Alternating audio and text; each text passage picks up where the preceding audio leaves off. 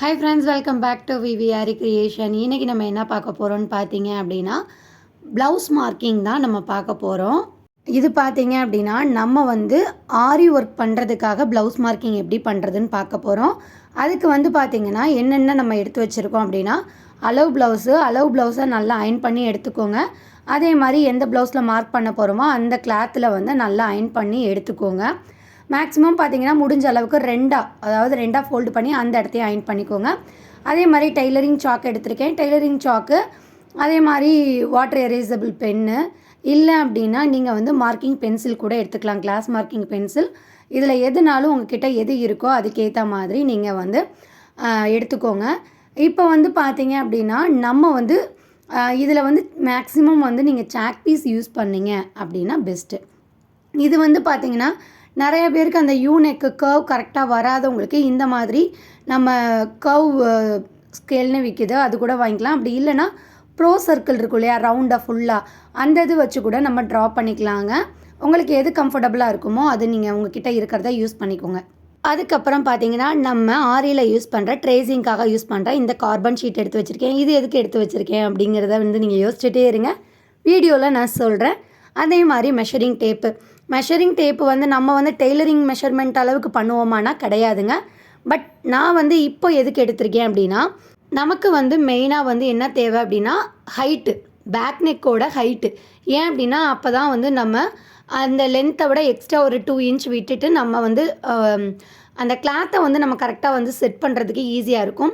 இப்போ பார்த்தீங்க அப்படின்னா நான் என்ன பண்ணுறேன்னா அந்த ஷோல்டரில் இருந்து பேக் நெக் ஃபுல்லாகவே லென்த் எடுத்தேன் அப்படின்னா எனக்கு நல்லா இழுத்து பார்த்தோம் அப்படின்னா 13 இன்ச் வருது, 13 இன்ச் வருது. நம்ம பின்னாடி திருப்பி மடிச்சு அடிப்பாங்க இல்லையா, அது டெய்லர் பார்த்துக்குவாங்க. நமக்கு தேவையானது இந்த ப்ளவுஸோட அளவு மட்டும்தான். அதுக்காக நம்ம எக்ஸ்ட்ரா கீழே இருக்க கிளாத் விடாமல் இருக்கக்கூடாது இல்லையா, அதனால டோட்டலாக 13 ப்ளஸ் ஒரு 2 இன்ச் நீங்கள் அடிஷ்னலாக வச்சு எந்த சைடில் 15 இன்ச் ஹைட்டு கரெக்டாக இருக்கோ அது வரைக்கும் நீங்கள் மார்க் பண்ணிக்கோங்க. இப்போ நான் சொன்ன மாதிரி 2ஆக ஃபோல்டு பண்ணி அந்த இடத்துலையும் நல்லா அயன் பண்ணியிருக்கேன். அப்போ தான் நமக்கு அந்த இம்ப்ரெஷன் நீட்டாக கிடைக்கும். ஓகேங்களா, ஃபோல்டு பண்ண இடம் நீட்டாக தெரியும். அதே மாதிரி பார்த்தீங்க அப்படின்னா கார்பன் ஷீட்டு எதுக்கு அப்படின்னு சொல்லியிருந்தேன் இல்லையா, அதை இப்போ நான் சொல்கிறேன். அதே மாதிரி நம்ம டோட்டலாக லென்த் பார்த்தீங்கன்னா நான் ஒரு எனக்கு கிளாத் நல்லா ஒரு கம்ஃபர்டபுளாகவே இருக்கிறதுனால நான் என்ன பண்ணிக்கிறேன், ஒரு 15லேருந்து 15 வரைக்குமே நம்ம எடுத்துக்கலாம். பட் நான் 13 ப்ளஸ் 2 இன்ச் விட்டு மேலே மார்க் பண்ணியிருக்கேன். கீழே இருந்து, அதாவது கிளாத்தோட கீழே இருந்து 2 இன்ச் அளவுக்கு நம்ம மேலே ஒரு லைன் போட்டுட்டே அதுக்கப்புறம் நம்ம ஸ்டார்ட் பண்ணலாம். நான் ஜஸ்ட் உங்களுக்கு காமிக்கிறதுக்காக ஒரு ஸ்கேலை வச்சு சும்மா ஒரு லைன் நான் என்ன பண்ணியிருக்கேன், ட்ரா பண்ணியிருக்கேன். அது 1 இன்ச் வந்தது. திரும்ப அதுக்கு மேலே ஒரு 1 இன்ச்சும் நான் லைன் போட்டிருக்கேன். இது எதுக்காக நான் 2 டைம் போட்டிருக்கேன் அப்படின்னா ஜஸ்ட்டு நீங்கள் எப்போவுமே எக்ஸ்ட்ரா அளவும் சேர்த்து நம்ம மெஷர் பண்ண மாட்டோம். ஓகேங்களா, ஏன் அப்படின்னா டெய்லர் தான் எக்ஸ்ட்ரா அலவன்ஸ்லாம் அவங்களுக்கு தான் தேவைப்படும், சீம் அலவன்ஸ்னு நமக்கு தேவைப்படாது. இந்த மாதிரி ஃபோல்டு பண்ணி மடிக்கிறதுக்கு நம்ம விட்டுருந்தோம் இல்லையா, அந்த எக்ஸ்ட்ரா 1 இன்ச்சையுமே மேலே மார்க் பண்ணி நான் என்ன பண்ணிக்கிறேன், லைன் பண்ணிக்கிறேன். ஓகேங்களா, இப்போ வீடியோவில் காமிக்கிற மாதிரி அளவு ப்ளவுஸை நீங்கள் இப்படியே, அதாவது ஸ்ட்ரைட்டாக வச்சு இப்படி டேர்ன் பண்ணி நமக்கு ஃபோல்டாக இருக்கு இல்லையா, இந்த ஃபோல்டான சைடு நம்ம கிளாத்துமே ட்ரா பண்ண போகிற கிளாத்தை ஃபோல்டு பண்ணி வச்சுருக்கோம்ல, அந்த இடத்துல நமக்கு இருக்கா மாதிரி பார்த்துக்கோங்க. மேக்ஸிமம் அயன் பண்ணதுனால அந்த இடத்துல நமக்கு இம்ப்ரெஷன் இருக்கும். இல்லை அப்படின்னா உங்களுக்கு லைட்டாக நீங்கள் உங்கள் நகத்தை வச்சே லைட்டாக அந்த இடத்த மட்டும் மார்க் பண்ணிக்கோங்க. இப்போ தெரியும் எதுக்காக நான் கார்பன் ஷீட் எடுத்திருக்கேன்னு. இந்த கார்பன் ஷீட்டை அதாவது நம்ம ஃப்ரண்ட்டில் இருக்க கிளாத்துக்கு கீழே இருக்க பேக் சைடு கிளாத்தில் என்ன பண்ணணும், இந்த மாதிரி கார்பனை கரெக்டாக வச்சுருங்க. நமக்கு நெக்கு வரைக்கும் இருந்தால் கூட போதும். இல்லை உங்களுக்கு ஆர்ம் ஹோலு எல்லாமே வேணும்னா 2 கார்பன் வச்சு நீங்கள் பின் பண்ணி கூட வச்சுக்கலாம். ஓகேங்களா, ஜஸ்ட்டு நான் உங்களுக்கு காமிக்கிறதுக்காக வச்சுருக்கேன். இப்போ பார்த்தீங்கன்னா கரெக்டாக அந்த கார்பனும் நான் ஃபோல்டு பண்ண இடமும் கரெக்டாக இருக்கிற மாதிரி வச்சு நான் என்ன பண்ணிட்டேன், இந்த மாதிரி நான் வச்சுட்டேன். கார்பன் அதாவது எழுதியிருக்க லெட்ரு இருக்கிற சைடு கீழே இருக்கணும். அந்த ட்ரேசிங் ஆகிற சைடு நம்ம கிளாத்தோட பார்த்துருக்க மாதிரி வச்சுக்கோங்க. இப்போ பார்த்திங்கன்னா கரெக்டாக நம்ம அளவு ப்ளவுஸை கரெக்டாக வச்சு முடிஞ்ச அளவுக்கு எவ்வளோ முடியுமோ அந்த அளவுக்கு நீங்கள் அயன் பண்ணி எடுத்துக்கோங்க. இது ரொம்ப காட்டன் அப்படின்னு மொடன்றதுனால முடிஞ்ச அளவுக்கு நான் அயன் பண்ணி எடுத்திருந்தேன். இப்போ வந்து பார்த்திங்கன்னா நமக்கு வந்து கரெக்டாக மெஷர் பண்ணணும். இதில் ஒரு ப்ராப்ளம் வந்து நான் ஃபேஸ் பண்ண ப்ராப்ளம் ஸ்டார்டிங் டைமில், அதை உங்களுக்கு பண்ண வேண்டாம் அப்படிங்கிறதுக்காக நான் உங்களுக்கு காமிக்கிறேன். இப்போ வந்து பார்த்திங்கன்னா நம்ம எக்ஸ்ட்ரா ஒரு லைன் கொடுத்துருந்தோம் இல்லையா, அந்த இடத்துல வந்து என்ன பண்ணுறோம், இந்த மாதிரி வச்சுட்டு நீங்கள் என்ன பண்ணலாம் அப்படின்னா, இப்படியே கிளாத்தை வைக்கிறீங்க இல்லையா, இப்போ ஒட்டி வைப்போம். நம்ம என்ன பண்ணுவோம், இப்போ இந்த இடத்துல நம்ம வைக்கணும், இவ்வளோ கிராஸாக இருக்கே அப்படி வைக்காமல் இப்படி இழுத்தோன்னா நெக்கை பாருங்கள். அதாவது நம்ம ஷோல்டரை பார்த்தீங்கன்னா உங்களுக்கு தெரியும். இப்போ அப்படியே ஷோல்டரை பாருங்கள், விலகுது இல்லைங்களா. ஸோ இப்படி இருக்கிறப்போ நம்மளோட ஷோல்ட்ரு அதே மாதிரி முதுகு பகுதியெல்லாம் டிஃப்ரெண்ட்டாக இருக்கும். அதனால் என்ன ஆகுனா, இந்த சைடு நமக்கு கேப் இருக்க தான் செய்யும். ஏன்னா அங்கே வந்து சென்டர் டாட் பிடிச்சிருக்காங்க. ஸோ அந்த டாட் பிடிச்சிருக்கப்போ நமக்கு இந்த இடம் கேப் வரதான் செய்யும். அதனால் நீங்கள் ஒன்றும் ப்ராப்ளம் ஆகிக்க வேண்டாம். ஓகேங்களா. அதே மாதிரி நீங்கள் கரெக்டாக இந்த மாதிரி வச்சுட்டு நம்மளோட பேக் நெக் அந்த ஹைட் இருக்கு இல்லையா, அந்த ஹைட் கரெக்டாக இருக்கான்னு பார்த்துக்கோங்க. கீழே நம்ம லைன் பண்ணது கரெக்டாக இருக்கான்னு பார்த்துக்கோங்க. அதே மாதிரி நம்ம ஃபோல்டு பண்ண பிளேஸும் கரெக்டாக இருக்கான்னு செக் பண்ணிக்கோங்க. இந்த பிளேஸில் ஒரு மார்க்கு, அதே மாதிரி ஷோல்டரில் ஒரு மார்க் பண்ணிக்கோங்க. நான் இப்போ எங்கெங்கே மார்க் பண்ணுறனோ அங்கெல்லாம் மார்க் பண்ணிக்கோங்க. அதுக்கப்புறம் பார்த்தீங்கன்னா அந்த நம்ம ஸ்லீவ் ஜாயிண்ட் இருக்கும் இல்லையா, அந்த இடத்துல நம்ம ஸ்டிச்சஸ் கிட்ட கரெக்டாக இந்த இடத்துல வந்து ஒரு மார்க் பண்ணிக்கோங்க.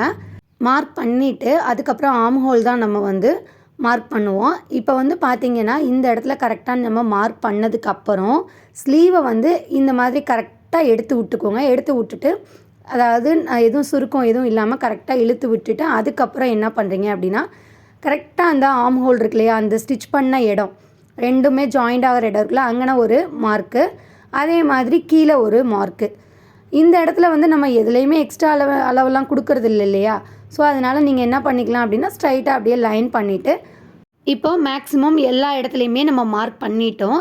இதுக்கப்புறம் என்ன பண்ண போகிறோம் அப்படிங்கிறத பார்த்துக்கங்க. இப்போ வந்து பார்த்திங்கன்னா நம்ம அந்த ஸ்லீவ் ஜாயிண்ட் இருக்கு இல்லையா, அந்த தையல் இருக்க இடத்துல என்ன பண்ணணும்னா, நீங்கள் வந்து இந்த மாதிரி ஃபிங்கரை வச்சு நல்லா ப்ரெஸ் பண்ணி பிடிச்சிட்டிங்க அப்படின்னா நமக்கு என்ன ஆகும் அப்படின்னா, நல்லாவே வந்து அந்த இம்ப்ரெஷன் வந்து கீழே தெரியும். கரெக்டாக அந்த மாதிரி டச் பண்ணி அந்த இடத்துல மட்டும் நீங்கள் என்ன பண்ணிக்கலாம், மார்க் பண்ணிக்கலாம். இது எதுக்காக மார்க் பண்ணுறோம் அப்படிங்கிறதையும் நான் சொல்லிடுறேன்.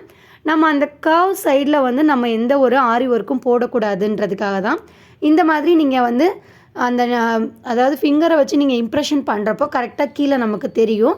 அந்த இடத்துல நீங்கள் மார்க் பண்ணிக்கலாம். இப்போ பார்த்தீங்கன்னாவே தெரியும். ஜஸ்ட்டு நம்ம எல்லாத்தையுமே நம்ம மார்க் பண்ண எல்லாத்தையும் ஜாயின் பண்ண போகிறோம், அவ்வளோதான். இப்போ வந்து பார்த்தீங்கன்னா உங்களுக்கு தெரியும், இப்போ வந்து எனக்கு 2.25 பேக் நெக்கில் வந்து அந்த இப்போ வந்து பார்த்திங்கன்னா இங்கே 2.25 இருக்குது ஷோல்ட்ரு. அதே மாதிரி கீழேயும் நம்ம ஹைட்டு வந்து மென்ஷன் பண்ணியிருந்தோம் இல்லையா, அந்த இடத்துல இருந்து ஒரு 2.25 இன்ச் வந்து மார்க் பண்ணிவிட்டு அப்படியே நம்ம என்ன பண்ணுறோம், மேலே ஸ்டார்டிங்லேருந்து கீழே இருக்கிற அந்த லைனை வந்து அப்படியே என்ன பண்ணிக்கிறோம், லைன் போட்டுடணும். லைன் போட்டுட்டு நம்ம ஸ்டார்டிங்கில் மார்க் பண்ணோம் இல்லையா பேக் நெக்கோட அந்த ஹைட் இடத்துல, அங்கேயும் வந்து நம்ம லைன் போட்டுக்கலாம்.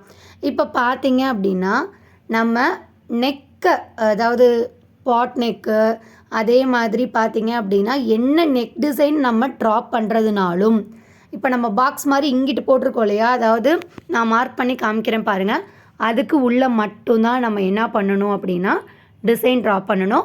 இப்போ வந்து நான் வந்து ஷோல்ட்ரு அதே மாதிரி ஆர்ம் ஹோலி எல்லாத்தையுமே நம்ம ட்ராப் பண்ணியிருந்ததை என்ன பண்ணிக்கிறேன், நான் வந்து ஃபுல்லாகவே வந்து லைன் போட்டுறேன். ஓகேங்களா. இது லைன் போடுறது வந்து நீங்கள் கேட்கலாம், நம்ம வந்து பென்சிலில் இல்லை வந்து நம்ம எரேசபிள் பென் வச்சுருந்தோம்ல அதிலலாம் மார்க் பண்ணலாமான்னு கேட்டிங்கன்னா, என்னோடய அட்வைஸ் என்ன அப்படின்னா, 2 மெத்தட் இருக்குது மார்க்கிங். நீங்கள் வந்து பேப்பர் கட் பண்ணிவிட்டு அப்படியே மார்க் பண்ணிங்கன்னா தாராளமாக நீங்கள் பண்ணிக்கலாம். ஓகேங்களா. நம்ம நெக்கை வந்து எப்போவுமே டிசைன் நெக் போடுறது வந்து இப்போ நம்ம ஃபஸ்ட்டு ஒரு பாக்ஸ் மாதிரி இருக்கு இல்லையா, அந்த இடத்துக்குள்ளே தான் நம்ம போடணும். இது வந்து ஒரு சிலர் என்ன பண்ணுவாங்கன்னா, யூநெக் போடுறதுக்கு சென்டர்லேருந்து 1 இன்ச் வந்து கரெக்டாக அதாவது இந்த டர்ன் ஆகிற அந்த இடத்துல வச்சு ஒரு 1 இன்ச் வந்து மார்க் பண்ணிவிட்டு அப்படியே யூநெக் வந்து ட்ரா பண்ணுவாங்க. ஒரு சிலருக்கு ப்ராப்ளம் அதுலேயும் வந்து கரெக்டாக யூநெக் வராது. அப்படிங்கிறப்போ என்ன டெக்னிக் யூஸ் பண்ணலாம் அப்படின்னா, இந்த மாதிரி நம்ம கர்வ் வைக்கிறதுக்காக இருக்கு இல்லையா, அந்த ஸ்கேலை வச்சு நீங்கள் இப்படி ட்ரா பண்ணிக்கலாம். இல்லை நான் சொன்ன மாதிரி ப்ரோ சர்க்கிள் அந்த ரவுண்டு ஸ்கேல் இருக்குல்ல, அதை வச்சும் கூட நீங்கள் ட்ரா பண்ணிக்கலாம். இப்போ வந்து இதில் நான் என்ன மிஸ்டேக் பண்ணேன் அப்படிங்கிறத நான் சொல்லிடுறேன். நான் வந்து நார்மலாகவே வந்து அந்த வாட்டர் எரேசபிள் பென்னில் வச்சு நான் என்ன பண்ணிட்டேன், டார்க்கன் பண்ணியிருக்கேன். ஓகேங்களா. இது உங்களுக்கு தெரிகிறதுக்காக நான் பண்ணேன். பட் நீங்கள் இந்த மாதிரி பண்ண வேண்டாம். அதுக்கு பதிலாக சாக் பீஸ்லேயே பண்ணுங்கள். ஏன் அப்படின்னா நம்ம வந்து ஆப்போசிட் சைட்லேயும் இதை இம்ப்ரெஷன் கொண்டு வர்றதுனால நமக்கு கண்டிப்பாக வந்து இது நம்ம சாக் பீஸில் பண்ணால் ஈஸியாக கிடைக்கும். இப்போ வந்து நம்ம வந்து அந்த கார்பன் வச்சோம் இல்லையா, கார்பன் வச்சதுக்கு ரீசன் வந்து பேக் சைடில் நமக்கு இம்ப்ரெஷன் கிடச்சிருக்கும். ஓகேங்களா? பட் அந்த மாதிரி என்கிட்ட இல்லை, கார்பன் ஷீட் வந்து இல்லை அப்படின்றவங்களுக்காக இதையும் நான் வந்து சொல்லிடுறேன்.